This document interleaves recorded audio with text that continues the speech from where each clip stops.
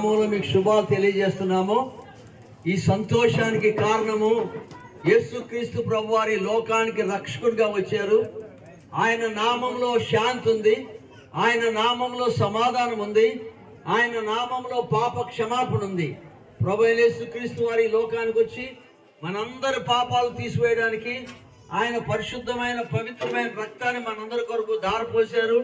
ఈ యొక్క ఉదయకాలంలో ప్రియమైనటువంటి సహోదరులారా, సహోదరులారా, మనుషుల్లో శాంతి లేదు, సమాధానం లేదు, నెమ్మది లేదు.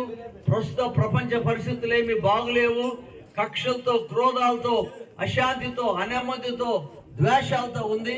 ఇటువంటి పరిస్థితుల్లో సమాధానకర్తగా యేసయ్య ఈ లోకానికి వచ్చాడు. శాంతి దూతగా యేసయ్య ఈ లోకానికి వచ్చారు.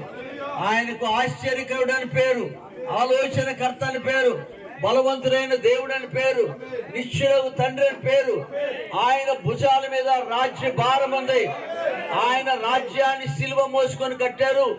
ఆయన భుజముల మీద ఆ సిలువను మోసి, ఇదిగో లోక పాపములు మోసుకొని పోవు దేవుని గొర్రె పిల్లగా మనందరి పాపాలు తీసివేయడానికి ఈ లోకానికి వచ్చారు. పాపం పోవాలంటే యేసుని నమ్మాలి, శాంతి కావాలంటే యేసుని నమ్మాలి.